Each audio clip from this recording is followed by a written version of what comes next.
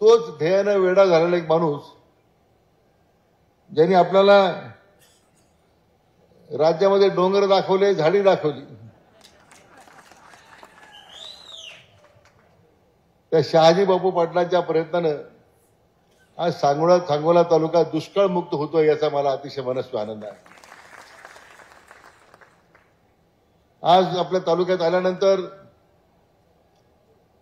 महाराष्ट्र दुष्काळ मुक्त करण्यासाठी ज्यांनी अविरत प्रयत्न केले ते स्वर्गीय गणपतराव देशमुख साहेबांची आठवण झाल्याशिवाय राहत नाही। त्यांच्या स्मृतीला मी या निमित्तानं विनम्रपणे अभिवादन करतो।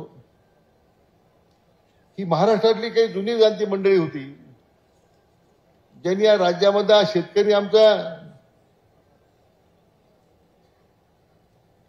आणि राज्यातली शेती दुष्काळमुक्त झाली पाहिजे म्हणून प्रयत्न केले। सातत्यानं शासनाकडे पाठपुरावा केला, राज्य असेल केंद्र सरकार त्यांच्याकडे पाठपुरावा केला आणि आज ते दिवस आज आपल्याला पाहायला मिळतात। किती पिढ्या खपल्या माहित नाही।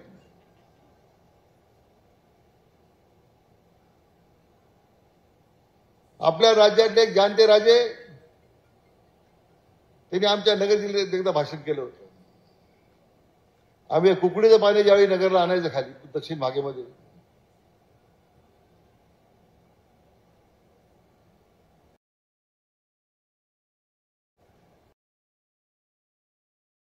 त्यांचा की दुष्काळी भागाला पाणी देणं हे अजिबात व्यावहारिक नाही आहे।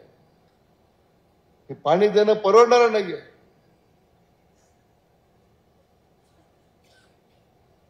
असं म्हणणाऱ्या लोकांना महाराष्ट्राने किती वर्ष डोक्यावर घेतले?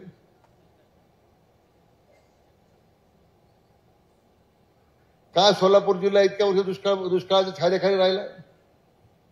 एवढं उजनी धरण तुमच्या पायथ्याशी आलं तरी तुमच्या तालुक्याला पाणी नाही। शेवटी या निरेचं पाणी जे उपलब्ध होतं ते तुमच्या रणजितसिंह निंबाळकरांनी भांडून ते मिळवलं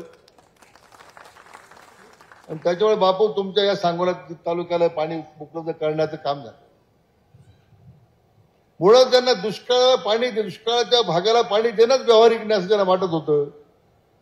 त्यांनी राज्याचं किती वर्ष नेतृत्व केलं हे मी सांगण्याची गरज नाही आहे। फक्त तुतऱ्या फुगून पाणी येत नाही, प्रत्यक्ष काम करावं लागतं आणि हे काम आज आपले लाडके मुख्यमंत्री करतायत।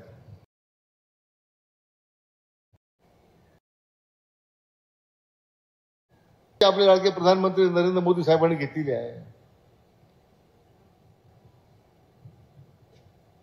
नदीजोड प्रकल्पाच्या निमित्तानं आज संपूर्ण देशभरामध्ये एक आंदोलन त्यांनी उभं केलेलं आहे आणि या निमित्तानं आज महाराष्ट्रामध्ये विदर्भ असेल, गोदावरी खोरे असेल, जवळजवळ आज 2 लाख कोटी रुपयाची कामं आपण हे महाराष्ट्र नदीजोड प्रकल्पातून दुष्काळमुक्त करण्याचा आपण संकल्प केलेला आहे। आणि मी आपल्याला शेतकरी बांधवांना सांगू इच्छितो की पुढच्या 5 वर्षामध्ये आपण हे राज्य दुष्काळमुक्त करण्यासाठी फार मोठी भूमिका आपण या ठिकाणी करणार आहोत। आपल्या सांगोला तालुक्यामध्ये या योजनेला जर फार वर्षापूर्वी मंजुरी मिळाली होती, त्यावेळी 22 गावात 6,525 हेक्टरला प्रस्तावित योजना होती। मला वाटतं त्यावेळेचा खर्च काहीतरी 73 कोटी रुपये होता।